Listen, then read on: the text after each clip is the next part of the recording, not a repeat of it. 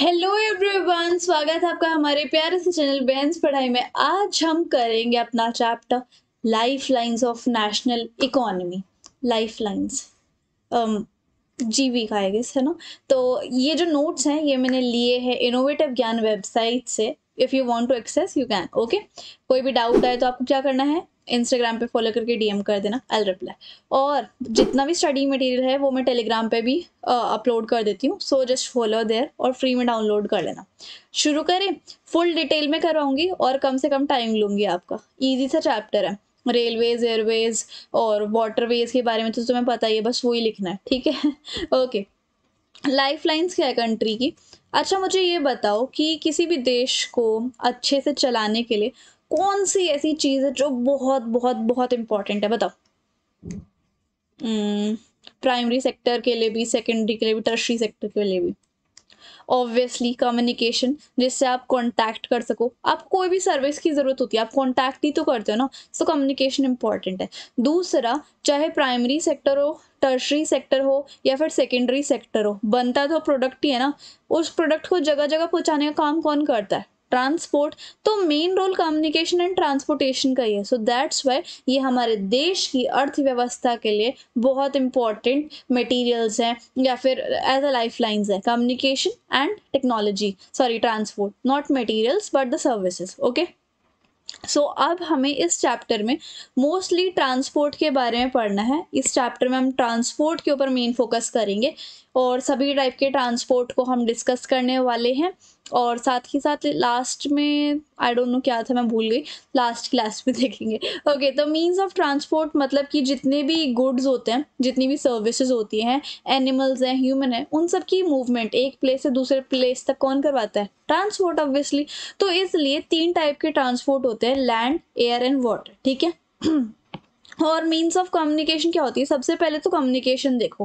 Communication क्या होती है? जब हम अपने आइडियाज़ को, थॉट्स को एक्सप्रेस करते हैं in the form of language, body gestures, body language, spoken words and gestures, touch. तो इन सब तरीके से हम कम्युनिकेट करते हैं। और कम्युनिकेट हम कर सकते हैं with the help of mobile phones, cell phones, newspaper, with the help of social media and radio, telephone, email वगैरह, ठीक है। तो ट्रांसपोर्ट जो है वो देखो, लैंड के अंदर आता है रोडवेज, रेलवेज, पाइपलाइंस, ठीक है। तो लैंड में हमें 3 पढ़नी है, रोडवेज, रेलवेज, पाइपलाइन। वाटर में फिर इनलैंड और ओवरसीज पढ़ना है। और एयर में हमें डोमेस्टिक एयरवेज वगैरह पढ़ना है, पब्लिक अंडरटेकिंग, प्राइवेट एयरलाइंस और इंटरनेशनल एयरवेज। तो इन सभी ट्रांसपोर्ट के बारे में पढ़ लिया तो चैप्टर खत्म हो जाएगा। शुरू करें फिर। ओके, लैंड ट्रांसपोर्ट से स्टार्ट करते हैं। इसमें 3 आते हैं, रोडवेज, रेलवेज और पाइपलाइंस, क्योंकि ये ज़मीन पे ही प्रेजेंट होता है। तो शुरू करते हैं रोडवेज से। रोडवेज यानी कि हमारे सड़क, रोड है ना। और पूरे वर्ल्ड में इंडिया के पास लार्जेस्ट नेटवर्क है रोडवेज का। कितने लाख किलोमीटर है? 56। ओके, एडवांटेजेस क्या है रोडवेज के? एक तो इनको बनाने की कॉस्ट कम है रेलवे के मुताबिक। और चाहे कैसी ज़मीन हो, चाहे कोई भी टेरेन आ जाए, जैसे कि डेजर्ट वाला इलाका आ जाए या फिर आपका कोई भी उबड़ खाबड़ रास्ता आ जाए, रोड कहीं पे भी बन सकते हैं एज़ कम्पेयर टू रेलवेज। किसी भी स्लोप पे, उबड़ खाबड़ रास्ते पे बन सकते हैं। रोडवे ज़्यादा अच्छे हैं, मतलब ट्रांसपोर्टेशन के लिए अच्छे हैं, क्योंकि अगर कम लोगों को कहीं पे जाना हो या फिर शॉर्ट क्वांटिटी में अगर गुड्स को एक जगह से दूसरी जगह पर पहुंचाना हो तो they are good for transportation. अगर आप अपने घर के बाहर किसी भी ट्रांसपोर्ट को बुलाना चाहो तो आप बुला सकते हो। कॉस्ट ऑफ लोडिंग लगेगी और अनलोडिंग की भी कम होती है, ठीक है। और मेन इसका फीचर यहाँ पर ये देखो, ये इंपॉर्टेंट है। चाहे आपको एयरवेज के लिए जाना है, चाहे आपको रेलवेज के लिए जाना है या फिर आपको समुद्री यात्रा करने के लिए जाना है, तो जाओगे आप रोड से ही। तो रोडवेज जो है हर मीन्स ऑफ ट्रांसपोर्ट को कनेक्ट करते हैं। क्लासिफिकेशन देखो रोड की, 6 कैटेगरी के होते हैं। पहला है गोल्डन क्वाड्रिलेटरल, ये जोड़ता है दिल्ली, कोलकाता, मुंबई और चेन्नई को, मतलब मेट्रोपॉलिटन सिटी ऑफ इंडिया, ठीक है। और नेशनल हाईवे जो है वो इंडिया के कंट्री के अलग अलग पार्ट्स को ज्वाइन करता है। स्टेट हाईवे जो है एक स्टेट से लेकर दूसरे स्टेट तक या फिर डिस्ट्रिक्ट हेडक्वार्टर्स तक। उसके बाद डिस्ट्रिक्ट रोड जो है एक डिस्ट्रिक्ट में एक प्लेस से लेकर दूसरी प्लेस तक। अदर रोड्स में आ जाते हैं जैसे रूरल रोड जो कि गाँव को शहर के साथ कनेक्ट करते हैं। और बॉर्डर रोड्स मतलब कि इंडिया में जितने भी हमारे बॉर्डर्स हैं उन पे जो रोड्स बनते हैं फॉर सेफ्टी पर्पस या फिर सोल्जर्स वगैरह के लिए, तो वो बॉर्डर रोड्स में आते हैं। अब इनके बारे में 3-4 लाइन्स और पढ़नी है हर एक के बारे में। तो शुरू करते हैं गोल्डन क्वाड्रिलेटरल से, ठीक है। तो ये 6 लेन का बहुत बड़ा सा हाईवे है। दिल्ली, कोलकाता, चेन्नई, मुंबई, दिल्ली, इन सबको कनेक्ट करता है। जो नॉर्थ साउथ कॉरिडोर है ना वो जम्मू एंड कश्मीर एंड कन्याकुमारी तमिलनाडु को ज्वाइन करता है। और जो ईस्ट वेस्ट कॉरिडोर है वो मतलब असम में सिलचर से लेकर गुजरात पोरबंदर तक ऐसे कनेक्ट करता है। तो मेन ऑब्जेक्टिव क्या है इस सुपर हाईवे का कि जितनी भी इंडिया की बड़ी बड़ी सिटीज़ हैं उनको एक कनेक्ट कर देता है ताकि टाइम भी बचे और डिस्टेंस भी बचे, ठीक है। और ये स्टार्ट किया था national highway authority of India ने। इतनी बात समझ में। फिर आते हैं हम नेशनल हाईवेज के ऊपर।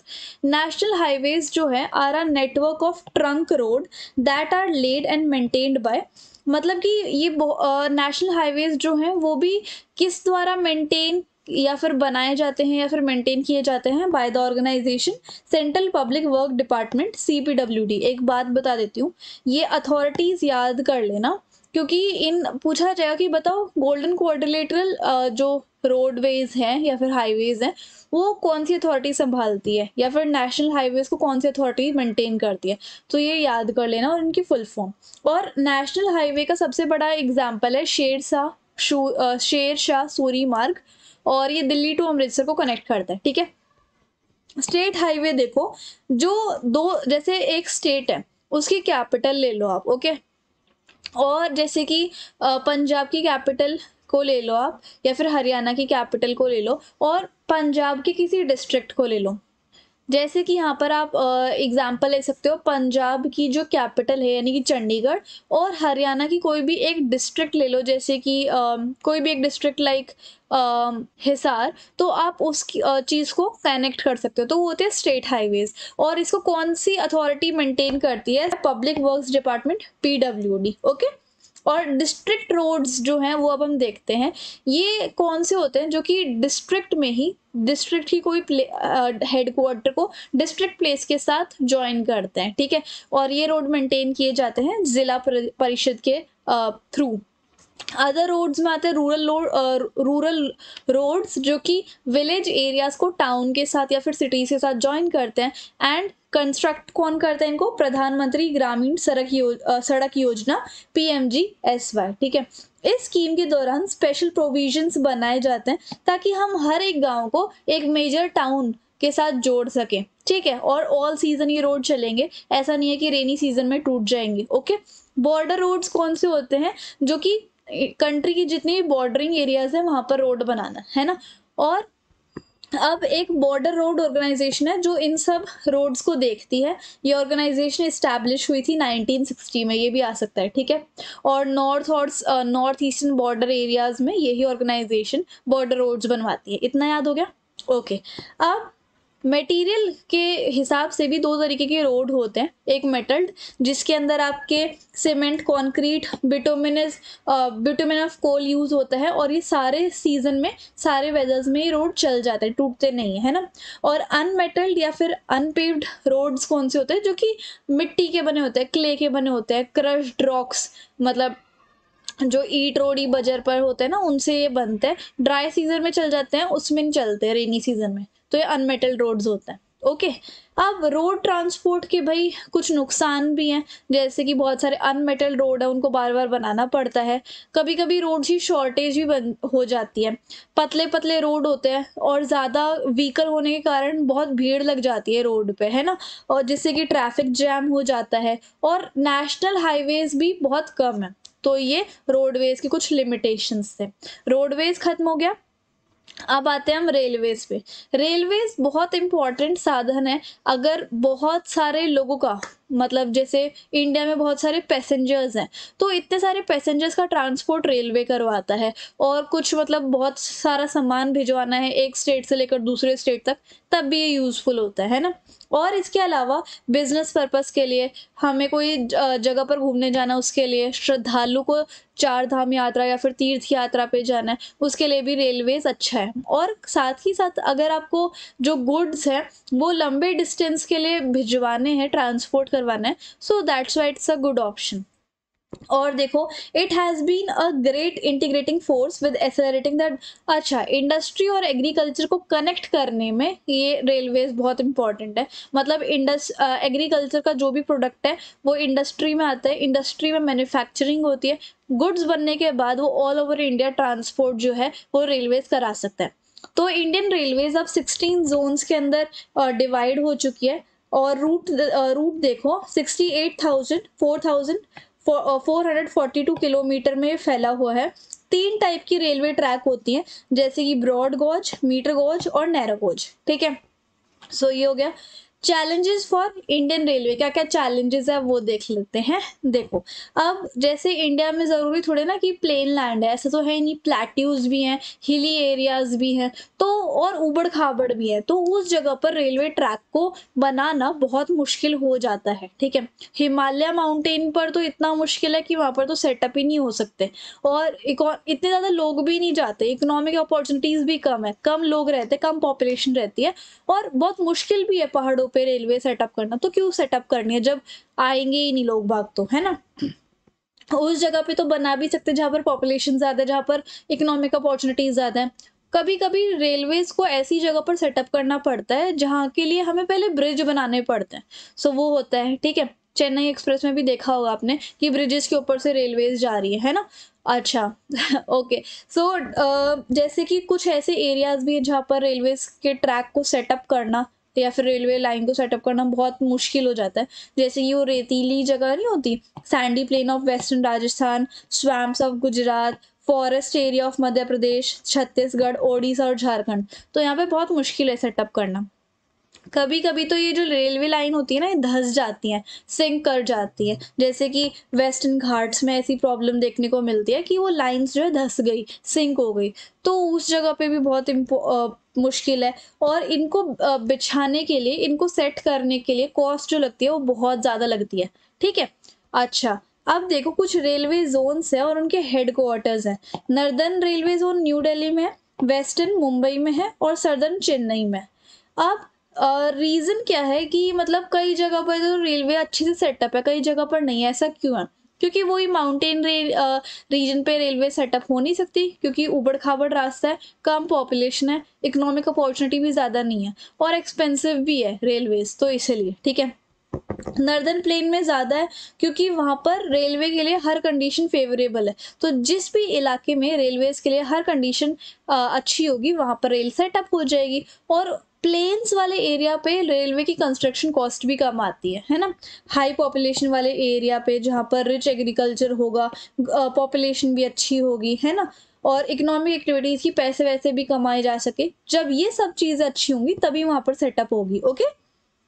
अब प्रॉब्लम्स क्या है, कई सारे पैसेंजर्स बिना टिकट के ट्रैवल करते हैं, रेलवे प्रॉपर्टी को डैमेज पहुंचा देते हैं, चोरियां होती हैं, और कभी कभी तो लोग बहुत मज़े मज़े में वो चेन खींच देते हैं, ठीक है, तो उससे रेलवे की प्रॉपर्टी को बहुत डैमेज पहुंचता है। तो ये था रेलवेज के बारे में। रोडवेज भी ख़त्म, आते हैं पाइपलाइंस के ऊपर। नया कंसेप्ट आया है, और पाइप्स होते हैं इसके अंदर, कुछ पेट्रोल, पानी, कोई ऑयल पहुंचाना हो एक सिटी से लेकर दूसरी सिटी तक या फिर स्टेट तक लेकर, तो इसके थ्रू भेज देते हैं। सॉलिड भी ट्रांसपोर्ट हो सकता है, लेकिन पहले उसका स्लरी बनाना पड़ेगा, मतलब सॉलिड का लिक्विड बनाना पड़ेगा, तब जाके वो ट्रांसपोर्ट हो पाएगा, ठीक है। इंडस्ट्रीज में पेट्रोल भेजना हो तो पाइपलाइंस के थ्रू जाता है, ओके।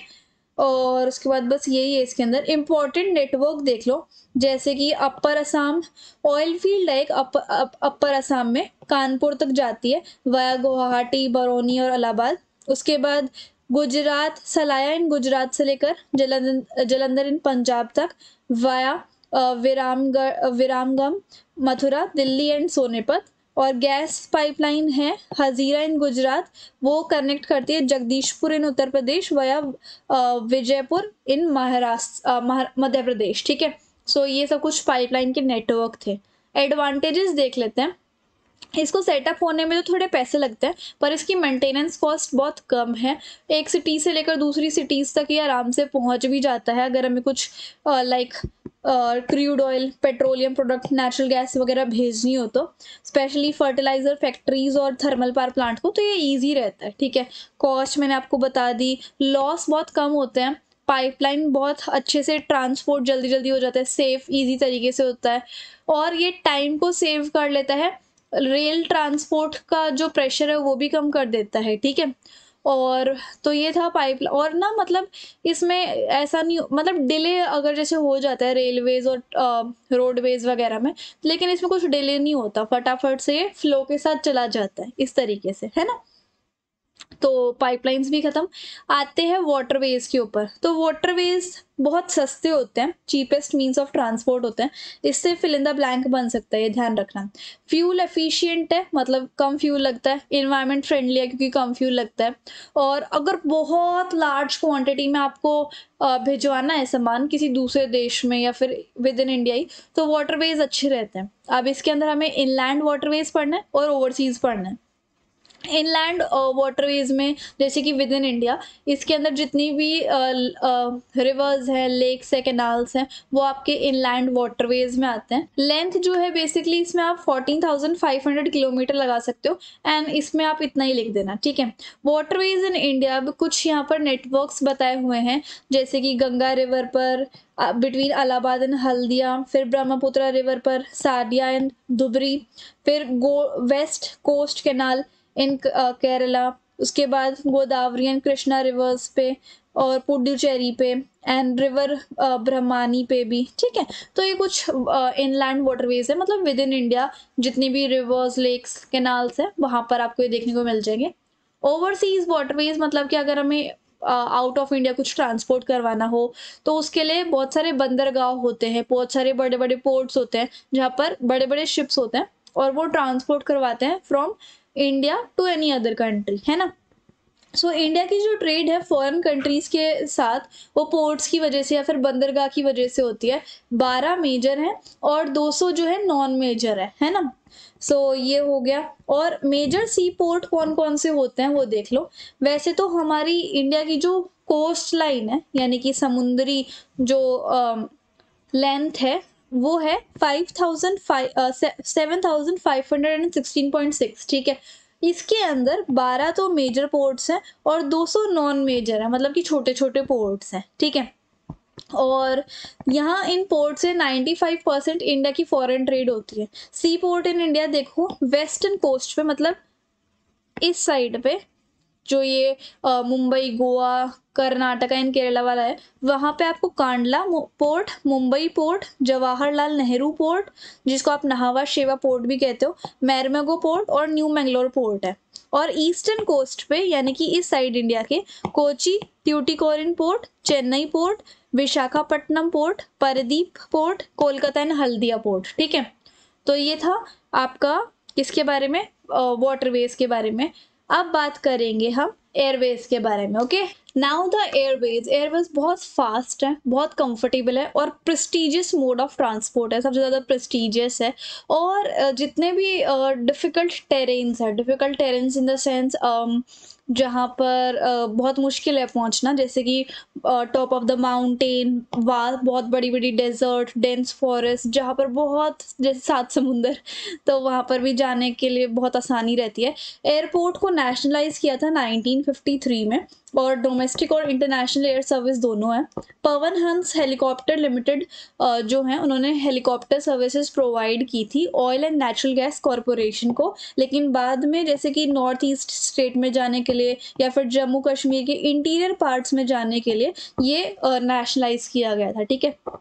इम्पोर्टेंस क्या है, एक तो ये फास्टेस्ट है, बहुत कम टाइम लगाता है एक जगह से दूसरी जगह जाने के लिए, कंफर्टेबल है, प्रेस्टिजियस है, सब इसमें बैठना चाहते हैं, और can cover very difficult terrains जैसे कि high mountain, top of the mountain, desert area, dense forest, लंबे ओशनिक स्ट्रेच में आराम से जा सकता है। और जहाँ पर रेलवेज, रोडवेज और आपके पाइपलाइंस नहीं जा सकते, वहाँ पर ये जा सकता है। और ऑन द बॉर्डर पे भी ये जा सकता है। साथ ही साथ दो टाइप के एयरपोर्ट्स हैं, इंटरनेशनल एंड डोमेस्टिक। इंटरनेशनल जो एयरपोर्ट्स हैं वहाँ पर आपको इमिग्रेशन करवाना पड़ता है, ठीक है। और यहाँ पर आपको इंटरनेशनल एयरपोर्ट्स दिल्ली, मुंबई, कोलकाता, चेन्नई, तिरुवनंतपुरम, बेंगलुरु, अमृतसर, हैदराबाद, अहमदाबाद, पानाजी, गुवाहाटी, कोचिन और बहुत सारे नेशनल एयरपोर्ट्स आपको यहाँ पर इन जगह पर मिल जाएंगे। डोमेस्टिक एयरपोर्ट्स देख लेते हैं। जो AAI है यानी कि एयरपोर्ट अथॉरिटी ऑफ इंडिया, वो मैनेज करती है 137 एयरपोर्ट्स, जिसमें कि 103 डोमेस्टिक एयरपोर्ट है और 24 जो है इंटरनेशनल एयरपोर्ट है एंड 10 कस्टम एयरपोर्ट है। ये इंटरनेशनल कर लेना, ठीक है। नीचे ना, इसके नीचे स्ट्रिट के नीचे कुछ वो लिखा हुआ था डेटा, तो वो मुझे सही नहीं लगा और उसमें ना मतलब इतना ज़्यादा इजी नहीं था समझने के लिए, तो मैंने अच्छे से रिसर्च करके फिर आपके लिए सही डेटा लिखा है, तो इसको आप यूज़ कर सकते हो, ठीक है।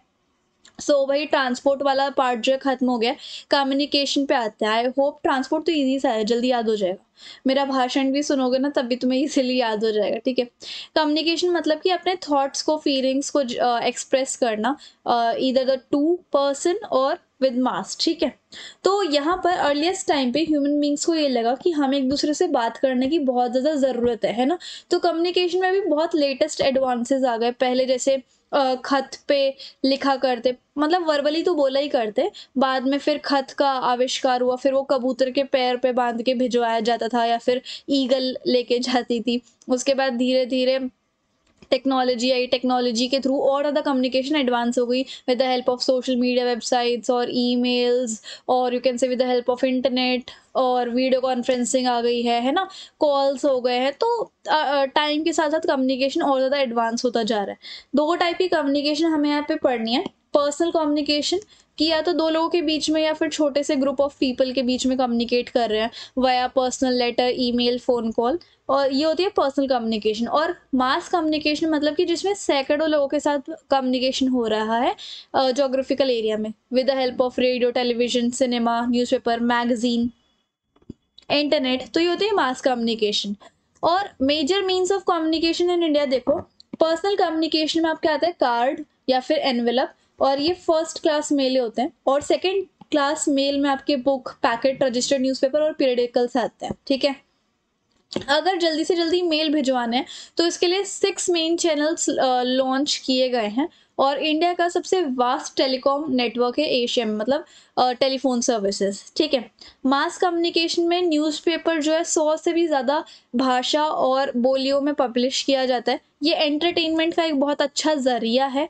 और इंडिया में the central board of film certification authority है, जो कि इंडियन एंड फॉरेन फिल्म्स को जांच करती है, वेरीफाई करती है कि सब कुछ सही है या नहीं। और इंडिया का जो ऑल इंडिया रेडियो है, जिसको आप आकाशवाणी बोलते हो, उसमें भी नेशनल, रीजनल और लोकल लैंग्वेजेस में प्रोग्राम्स मतलब सुनाए जाते हैं, ठीक है। मास कम्युनिकेशन की एडवांटेज क्या है कि एंटरटेनमेंट प्रोवाइड करता है, लोगों तक न्यूज़ पहुंचाता है कि देश दुनिया में क्या चल रहा है, नेशनल प्रोग्राम्स एंड पॉलिसीज़ के बारे में बताता है, नॉलेज को स्प्रेड करता है। और देखो एंटरटेनमेंट के लिए प्रोग्राम्स दिखाता है, एजुकेशन से लेकर स्पोर्ट्स तक हर चीज़ को ये करता है कवर। दूरदर्शन जो कि नेशनल टेलीविजन है इंडिया का, उससे भी नेशनल मैसेज जाता है। अब तो दूरदर्शन बहुत कम हो गया है, बहुत सारे चैनल्स आ गए। अब हम बात करेंगे ट्रेडिंग की। ट्रेड क्या होता है? व्यापार, खरीदना बेचना। इंटरनेशनल ट्रेड मतलब कि जब दो कंट्रीज के बीच में खरीदना बेचना होता है। और 95% हमारे इंडिया की ट्रेड का कहाँ से जाता है? बाय सी, ठीक है। इंटरनेशनल ट्रेड मतलब कि जब दो कंट्रीज के बीच में व्यापार होता है, लंबे स्केल पे होता है। फॉरेन करेंसी मतलब कि जैसे इंडियन रुपीज यूएसए में जा रहा है, यूएसए का डॉलर इंडिया में आ रहा है, और इंटरनेशनल करेंसी एक्सचेंज होती है।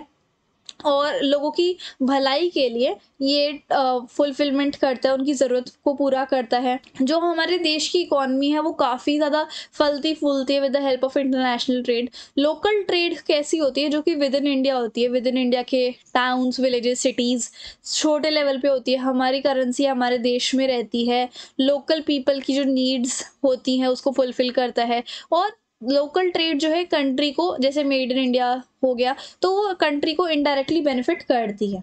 अब इकोनॉमिक पैरामीटर को देखो आप, इंटरनेशनल ट्रेड से हमारी देश की जो इकोनॉमी है वो काफ़ी ज़्यादा बूस्ट होती है। So that's Y international trade को इकोनॉमिक बैरोमीटर माना जाता है। बैलेंस ऑफ ट्रेड यानी कि BOT क्या होती है? एक्सपोर्ट यानी कि हम जो इंडियंस हैं वो, या फिर कोई भी अपनी देश लगा सकते हो आप, वो किसी दूसरी कंट्री को बेच रही है सामान, ठीक है। और इम्पोर्ट क्या होता है? किसी दूसरी कंट्री से सामान मंगाना अपने देश के अंदर, तो ये खरीदना बेचना होता है, ठीक है। तो बैलेंस ऑफ ट्रेड क्या होता है? इम्पोर्ट और एक्सपोर्ट और इम्पोर्ट के बीच में अगर आप माइनस करोगे, so that is balance of trade. अगर आपके देश के एक्सपोर्ट ज़्यादा है, इम्पोर्ट कम है, तो ये होता है सरप्लस, यानी कि फेवरेबल बैलेंस ऑफ ट्रेड, है ना। और अगर इम्पोर्ट ज़्यादा है, एक्सपोर्ट कम है, तो ये होता है अनफेवरेबल बैलेंस ऑफ ट्रेड। ये गलत सिचुएशन हो जाती है ना।